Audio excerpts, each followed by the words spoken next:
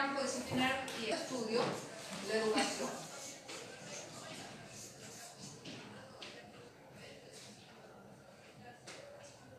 Es importante que ustedes diferencien educación de escolarización.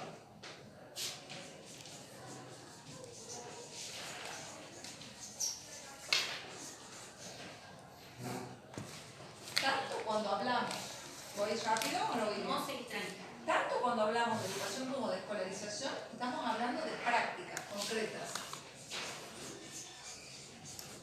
O sea, estamos hablando de cosas que la gente hace, que efectivamente se concretan. ¿Sí? Cuando hablamos de educación, hablamos de prácticas que se tienen en cualquier espacio de la vida, tanto en la escuela como fuera de la escuela. Cuando una madre le enseña a un hijo, cuando un padre se le enseña a un hijo, cuando un hermano le enseña a otro hermano, cuando vamos por la calle y vemos carteles, y hay distintas prácticas educativas en nuestra sociedad. En cambio, cuando hablamos de escolarización, estamos hablando de procesos que se dan adentro de la escuela. La educación, la escolarización viene a ser una parte de la educación, o sea, está adentro. La educación es un proceso amplio y global y la escolarización es un proceso específico en la escuela.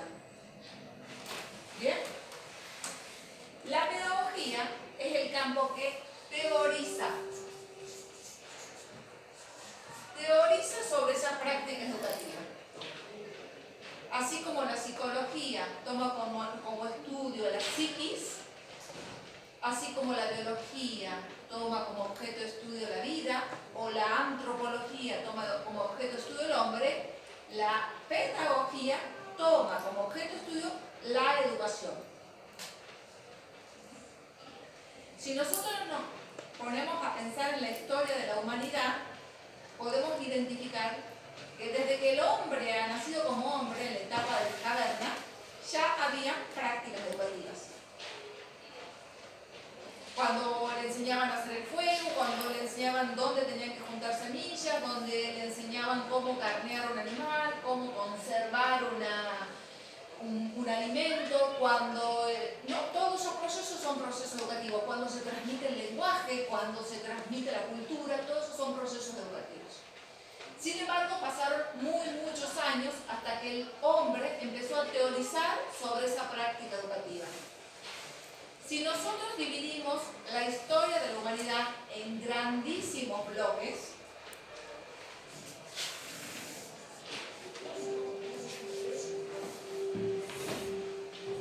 si lo dividimos, por ejemplo, en 4 grandes bloques, podemos decir, ¿no?, que estaba primero la antigüedad, la Edad Media, la Edad Moderna y lo que se llama la posmodernidad o Edad Contemporánea.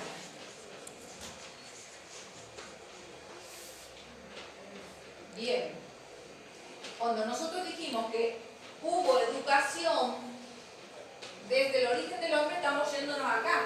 Estamos diciendo, cuando el hombre empieza a pasar a constituirse en ser humano, ya empieza a haber prácticas educativas. Sin embargo, decimos, ¿cuándo se empieza a teorizar? Teorizar implica a cualquier disciplina científica investigar.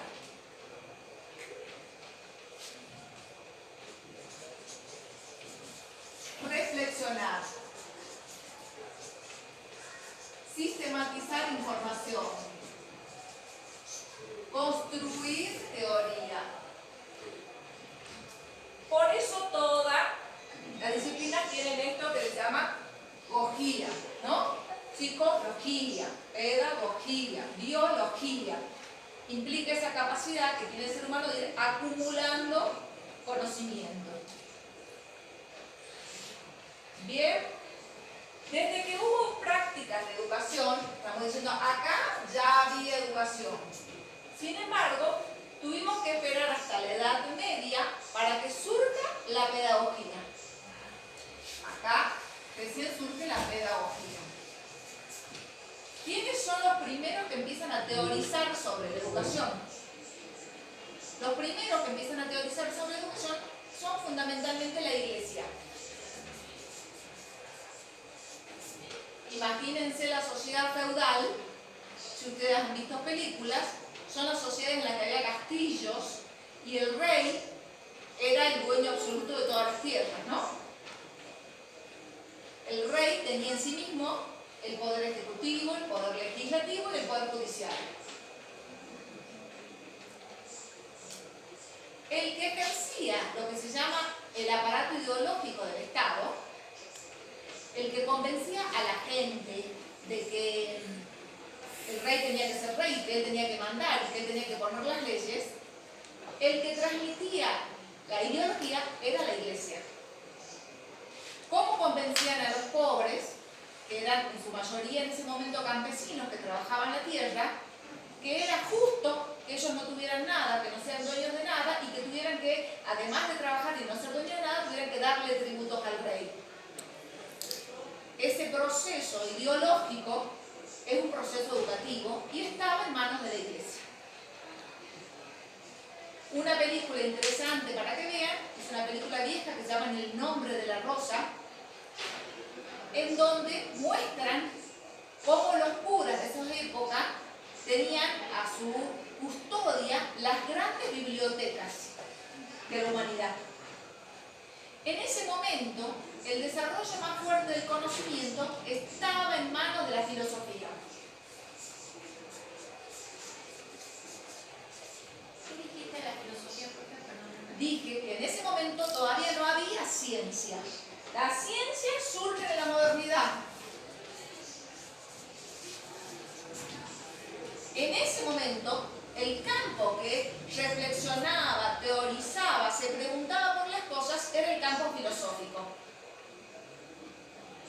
De esa época eran Platón, Aristóteles, ¿no? Y la Iglesia trataba de esconder, deslegitimar, descalificar lo que producían los filósofos. ¿Por qué? Porque la ciencia es dogmática y quiere que los sujetos crean algo porque sí, porque es una fe, porque no se cuestiona. Y la filosofía, como toda reflexión teórica, cuestionaba qué pasa con la sociedad, qué pasa con el poder, quiénes son los sujetos, para qué vivimos. ¿Bien? Entonces, las primeras reflexiones teóricas surgen pegadas al campo filosófico. La pedagogía surge ligada fuertemente a la filosofía. El primer pedagogo, así como decimos el padre de la pedagogía, es un señor que se llama Comenio, que era cura y que él escribió un documento que se llama la Didáctica Magna. En ese documento, él empieza a preocuparse porque no una persona o dos se eduquen, sino porque la mayoría se eduquen. Imagínense que en esa época había básicamente campesinos, todavía no había fábricas, no había industria, la mayor parte de la población era campesina, campesina analfabeta. ¿Y quiénes se educaban? Se educaban los hijos de los duques, de los reyes, de los nobles. ¿Y cómo hacían para educarse? Y venía el profesor de latín, el profesor de aritmética, el profesor, ¿a dónde? Al castillo. Él venía a enseñarle música, venían a enseñarle arte, el profesor. Entonces solo se educaban las personas que eran de clases apoderadas, ¿no? Si vos eras de los sectores populares, ¿cómo tenías que hacer para ascender socialmente y no quedarte siendo campesino? Y solamente tenías dos opciones. Si vos querías aprender a leer y escribir, te tenías que poner de pupilo de un cura, ¿no? Entonces la Iglesia era una primera manera de ascender socialmente y de acceder a la lectoescritura y a la filosofía y al conocimiento de esa época. La segunda opción que tenían las personas era entrar a los militares y ser la... Entonces, ¿cómo la convencían a la gente que el poder tenía que manejarse así? O por la ideología o por la fuerza. La ideología la ejercía la iglesia y la fuerza la ejercían los militares. Han visto un montón de películas que cuando los pueblos no se quieren someter al rey, levantaban los ejércitos y les quitaban, los arrasaban, ¿no? Entonces en ese momento la iglesia tenía un poder muy grande en términos de lo que un autor que es muy influyente para nosotros, para la pedagogía, que se llama Althusser, dice como aparato ideológico del Estado. ¿Bien? Bien. Cuando nosotros intentamos pensar qué episodios nos dan cuenta de que pasamos de una época a otra época. Básicamente hay dos episodios que tienen que hacer el esfuerzo de estudiarlos y discutirlos. Estamos hablando contextualmente de Europa y estamos hablando de dos procesos revolucionarios. Acá había entonces la revolución industrial y la revolución francesa.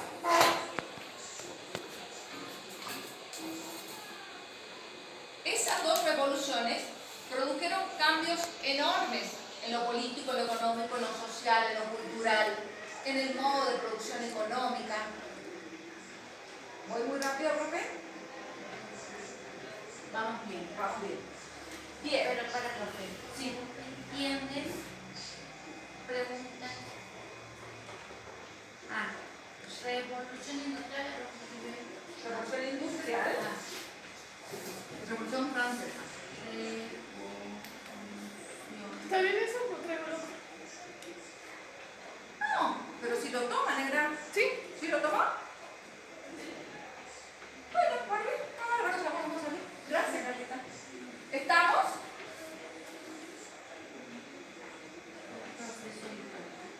Revolución es la palabra.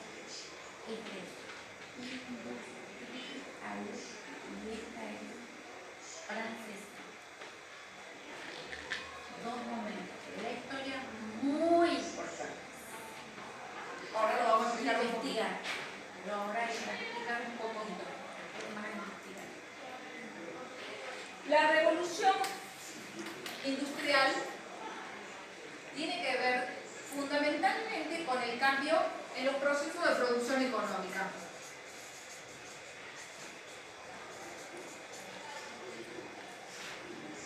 Y la Revolución Francesa tiene que ver especialmente con los cambios en los aspectos políticos, con los modos de organizarse que tenía el Estado. Para nosotros hoy es normal elegir los presidentes. Es normal que haya un poder ejecutivo, un poder legislativo con los diputados y un poder judicial con los jueces, ¿no? Sin embargo, eso no fue así siempre. Eso surgió en un determinado momento en la historia. Ese modo de organización social que se llama Estado-Nación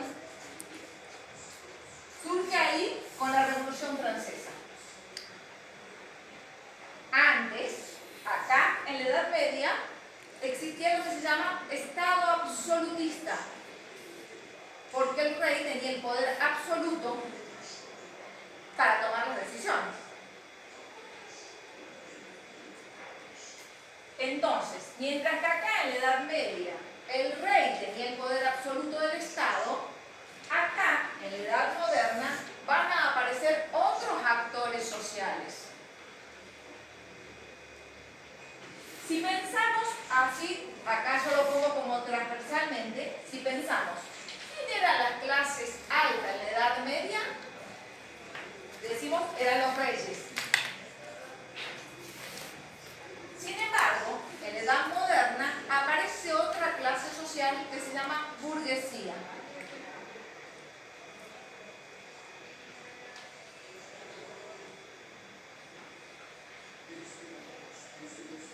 ¿Quién eran los burgueses? Los burgueses eran los dueños de los medios de producción. que eran los comerciantes, que habían acumulado muchísimo dinero, pero que no tenían derechos a la tierra.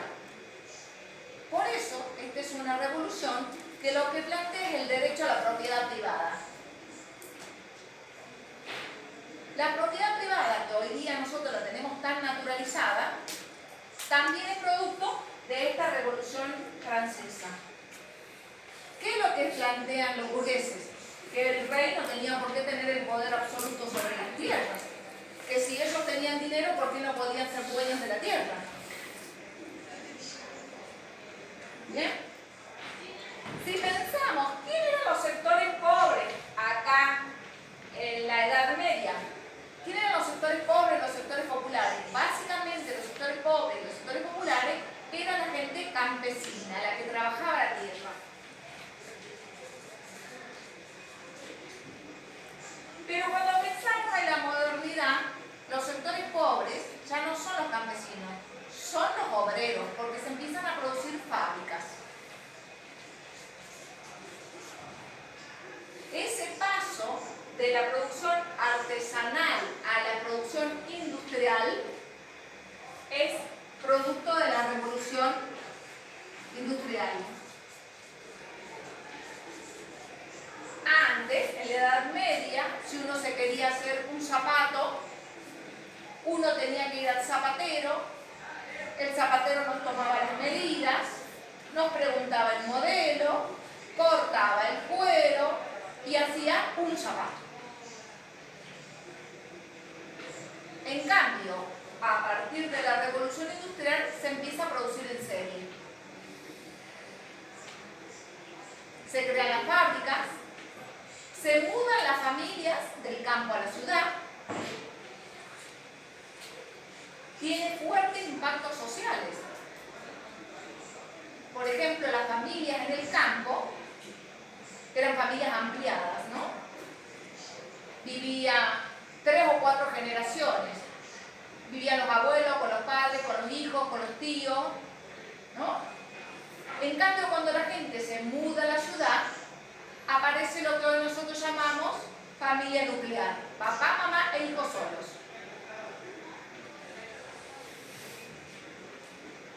El campesino, cuando vivía en el campo, por lo menos podía producir sus animales, sus vegetales. Pero cuando el campesino se muda a la ciudad, empieza a vivir en los conurbanos, en las zonas aledañas, en condiciones de extrema precariedad, y lo único que tiene para vender es su fuerza de trabajo. El obrero se vuelve dependiente del salario. Si no tiene un sueldo, un salario, como no tiene tierras, entonces no tiene ni para comer. En esta primera etapa de la revolución industrial ocurren grandísimas explotaciones humanas.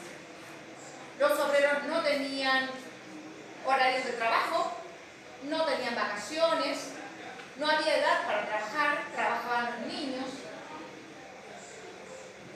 porque tampoco había en ese momento todavía sindicatos para defender los derechos de los trabajadores. Esa explotación, junto con la explotación también de América Latina, el saqueo a las riquezas de América Latina, con la explotación de los negros de África, hace que Europa, algunos países de Europa, sobre todo Inglaterra, acumulen mucho capital para poder generar el proceso de desarrollo industrial. ¿Bien? Entonces hay un cambio profundo en la economía que va junto, va emparejado con el cambio político.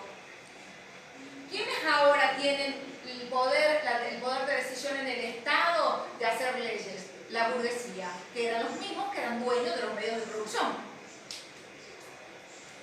Eso sigue pasando hasta el día de hoy. Si nosotros vemos quiénes son los políticos en nuestra provincia, podemos ver que muchos de ellos son dueños ¿de qué? De la tele, de la radio, de los supermercados. Hay una yuxtaposición entre dueños de la economía y dueños del manejo político.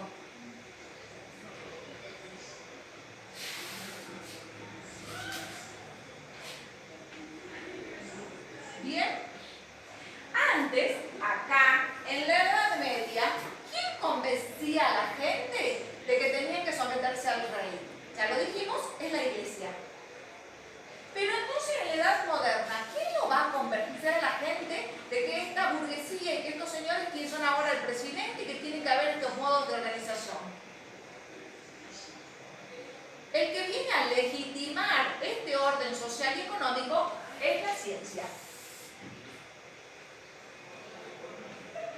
Se dice que se pasa de un mundo teocéntrico, o sea que Dios es el centro de la tierra, a un mundo antropocéntrico, o sea que el hombre es el centro de la tierra. Y aquí aparece la razón como lo que dirige toda la humanidad, ¿no? La ciencia, la razón van a ser lo que va a legitimar qué es verdad y qué no es verdad. Antropocéntrico, ¿no?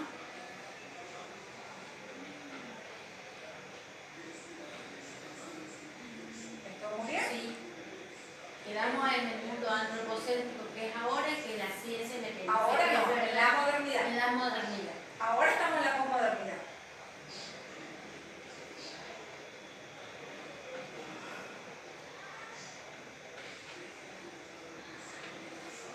Entonces, en la Edad Media, cuando alguien quería decir esto es verdad, lo que decía, lo dice Dios. A partir de la modernidad y hasta el día de hoy, a nosotros todavía eso nos queda, cuando queremos decir esto es verdad, lo decimos, lo dice la ciencia. ¿Bien? Entonces la ciencia pasa a ser el nuevo aparato ideológico del Estado. Le quitan poder a la iglesia. Le dicen, ya vos no vas a educar a la gente. Ya vos no vas a transmitir el conocimiento de lo que es verdadero y lo que es falso. Y entonces, recién ahí se crea el sistema educativo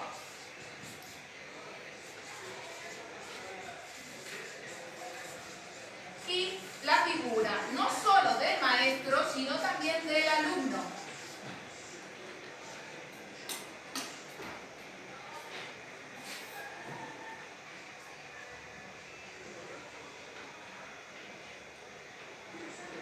Aparece entonces la preocupación del Estado por formar a sus maestros. Y la escuela asume muchas de las formas que tenía la industria. La escuela tenía que preparar a los sectores populares para que acepten trabajar en la industria.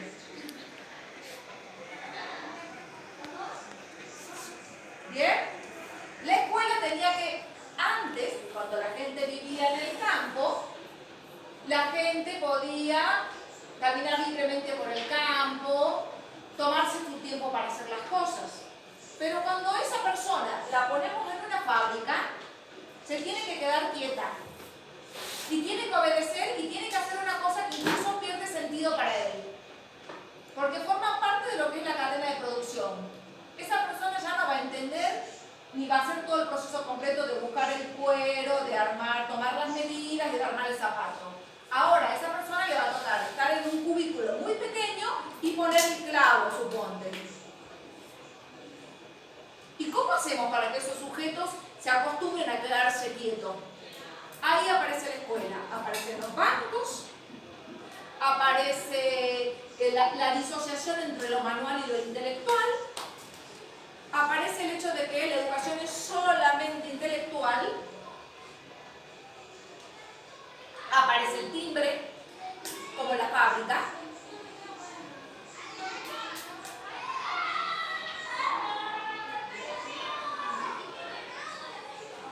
¿Estamos? Entonces, si nosotros volvemos a estos tres conceptos que estamos trabajando, vemos que surgieron en momentos históricos totalmente diferentes. Mientras que educación hubo desde el origen del hombre, la teorización sobre la educación aparece recién en la Edad Media y la escuela, como la institución que va a masivamente educar, aparece recién en la modernidad.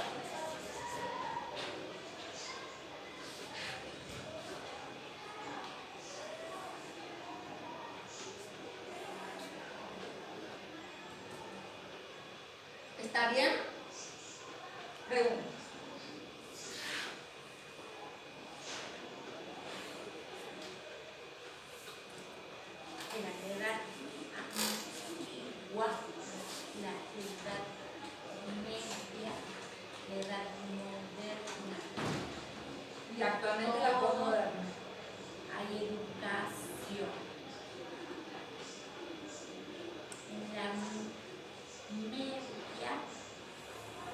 aparece la teoría.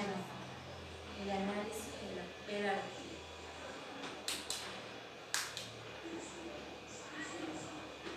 ¿Quién?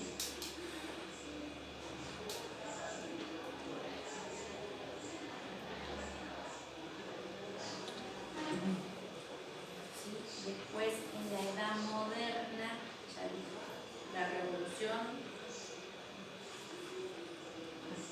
industrial y la revolución francesa. Y ahí aparece la escuela, igual que la fábrica.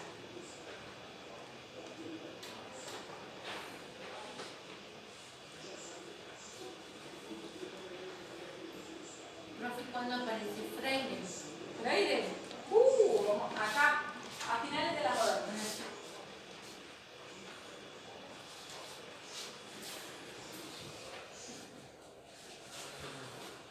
Moderna. ¿De qué año es, profe, la moderna? La edad moderna. Y estamos hablando a partir del siglo XVII, acá, hablando del siglo XVII, que es 1800.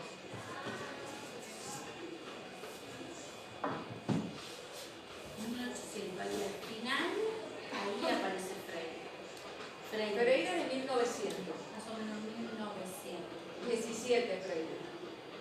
1917,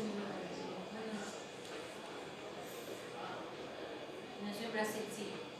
Falta.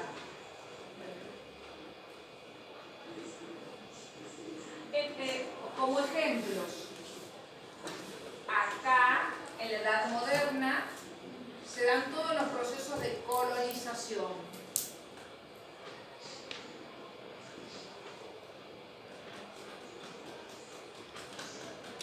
Así como vienen a Argentina los españoles y a Brasil los portugueses, y traen consigo la iglesia para que le cambie la cultura y el lenguaje a los aborígenes. Traen el ejército para que lo sometan, ¿no?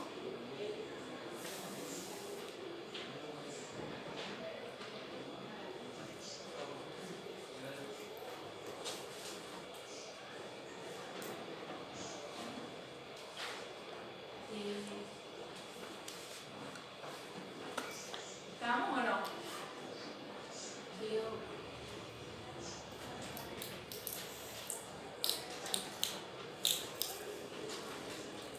Teocéntrica. Teo de Dios. O significa Dios. ¿Alguna palabra? Dios es el centro de la vida. Dios es el centro del mundo, del universo.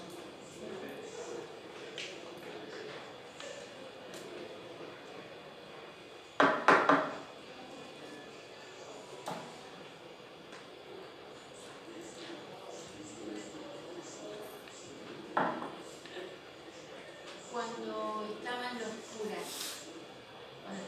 curas, sí, en la antigua, cuando eran los más importantes, cuando estaban las prácticas educativas de esa forma, lo de los curas. Eso es lo que generaban. Sí, en cambio, que los curas fueron los primeros pedagogos, sí. ¿Qué pasa? Pero no entiendo la pregunta. En la edad antigua, los curas hacen teoría, ¿sí? ¿Y cuál es la pregunta?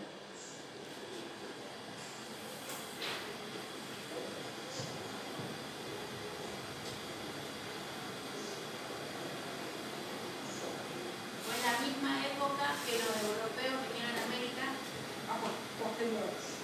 Después, los curas, Al final, digamos. después, más o menos, casi al final. Ahí, América. ¿Está bien? ¿Entiendes?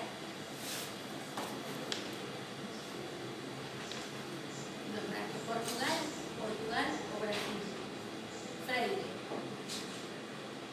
Le quemaron los libros a Freire, ¿por qué? Pero eso es acá. Pero está con Freire. Sí, pero Freire es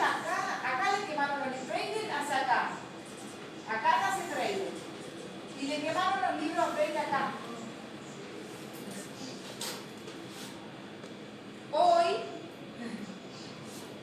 stop. Yo le puedo agregar una cosita, profe. Lo que la profesora vino a hacer aquí es que ustedes entiendan con claridad la historia. Clarísimo. Porque la historia que ella le está explicando ahora es lo mismo que están viendo en filosofía, lo mismo que estamos viendo en cultura, ¿se acuerdan? En cultura vimos que en el año 1900, ¿qué pasaba?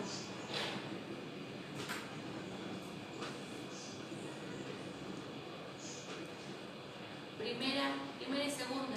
Primera y segunda, ¿qué? 1900, entre 1800 y 1900, ¿qué pasaba?